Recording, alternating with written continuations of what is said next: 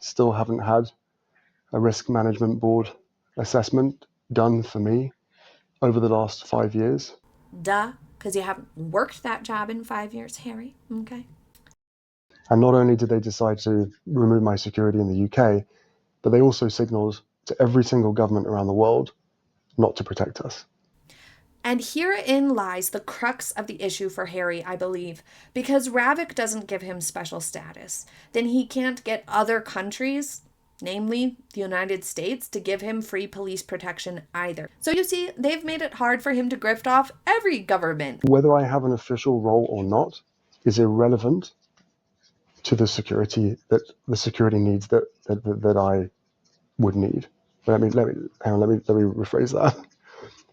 Whether I have an official role or not is irrelevant to the threats, risks, and impact of the role. And because I decided to remove myself eventually from the institution, that my life got devalued from the highest score to the lowest score overnight. Again, with the exaggerations and manipulations, not everyone else got one. No, there is not one for every single fringe member of the royal family. Not at all. These annual assessments are only for senior working members. He says that it's irrelevant that he has no official role, when in reality, the truth is that's exactly what qualifies someone for this type of assessment. Well, because you don't have an official role, your life doesn't actually matter anymore. Well, you can imagine how I feel about that, but you can also imagine, that is the most illogical argument in the history of arguments. And then there was a weird Messiah complex moment. Take a listen to this. The odd charitable function where I can in between that. I put myself at risk for that, but I will continue on with a life of public service. So I will always support the charities and the people that mean so much to me.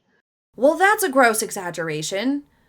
I mean, that was insane to say.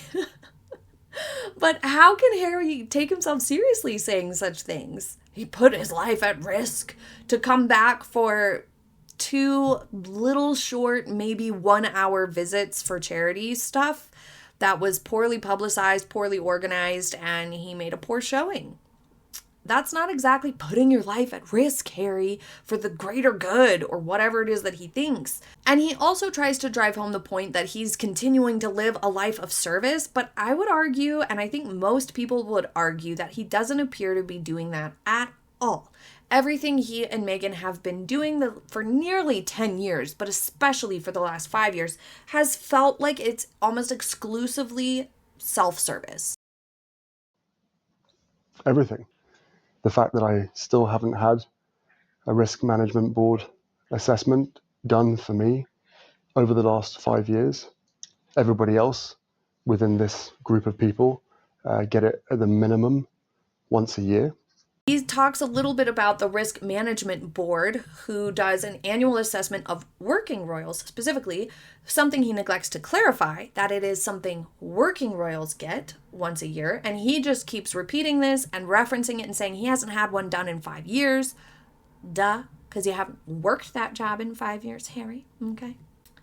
We've lost the appeal, but the other side have won in keeping me unsafe. Royal and Public Figures Security Executive Committee, which is the committee in charge of figuring out security for royals and sometimes VIPs, has someone from the royal household on the committee as the representative. But he seems very concerned or upset or paranoid that there is a royal household representative on RAVEC, and he completely neglects to realize or explain why. So I will.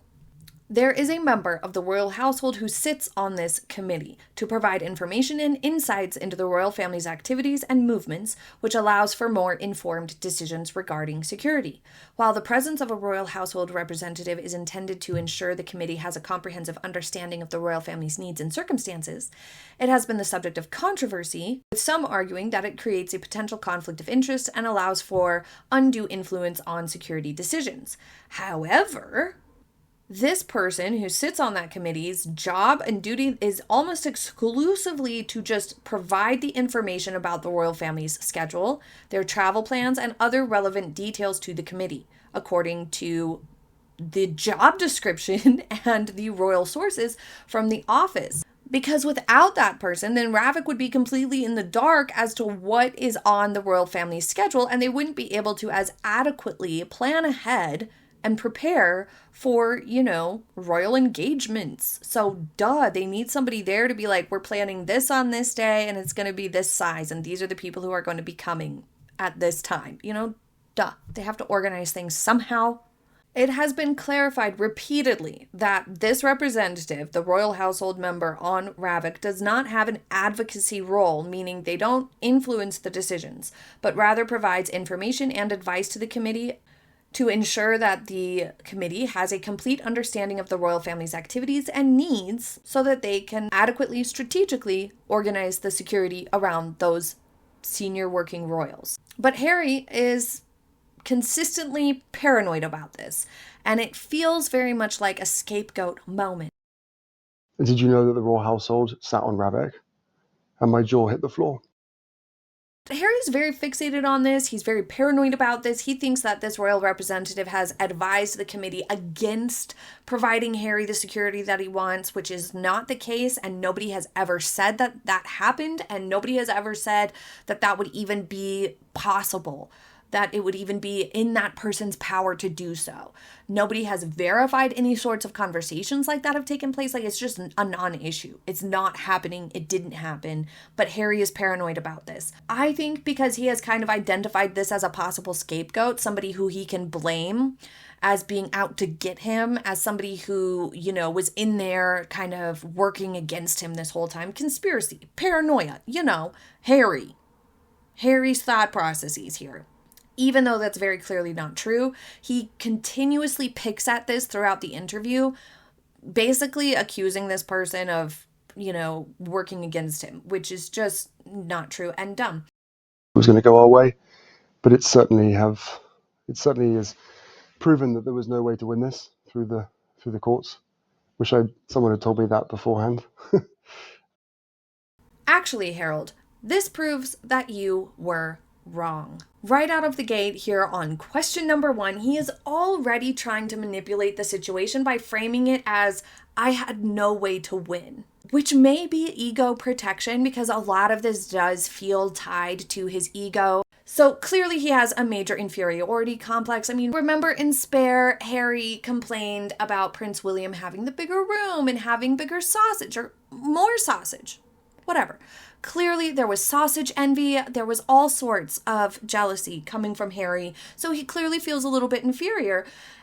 But this is also media manipulation. He's trying to fudge the narrative here by saying that it proved that there was no path to win for himself, rather than accepting that he lost because he didn't have a case, or he didn't have a good enough case. He could just take the L like a man, or you can have a tantrum on TV like Harry did. Harry doing this is clearly showing that he doesn't have good advisors, or he's not listening to them, or he is being absurdly stubborn and narcissistic in this moment to not just accept that the judge ruled against him twice. He was asked, do you wish for someone to intervene on your behalf, like the Prime Minister or King Charles? And he says that he has asked King Charles to step out of the way. He's asserting that the royals themselves have intervened to prevent him getting his security, and that they could intervene to get it back for him. This has only happened one time, when Queen Elizabeth advocated for Harry to keep the security out of the kindness of her heart. But because RAVEC's duty is to assess security needs on balance with responsible use of public funds, then they had to come to terms with the fact that Harry is no longer working for the monarchy and no longer representative of the UK, with no role in the government, and also not an important enough VIP to require standby police protection. And therefore, they revoked his security protection, his police security protection policy. They modified it. He also does say that he wishes the Prime Minister would step in on his behalf as well, which is just a little bit lofty. The security was made conditional on having that official role. That role that everybody knows, that myself and my wife wished to carry on, but was stopped from being able to do that. And Harry has also complained that he's not allowed to have his own representative on RAVEC, which, he's not important enough for that. silly. But also that wouldn't make sense, really, because the only rep on RAVEC is in charge of, communicating the royal family's schedule and whatnot. It's not like every VIP gets to have their own representative sit on the committee. That doesn't make any sense. So I guess Harry expects not only to have this super over-the-top security, but he also expects for them to have somebody on the committee that's his personal representative sit in on the committee. He also expects that. Well, what's the big problem? You're given something on a case-by-case basis. Unfortunately, that case-by-case basis is separated by the reason for my visit.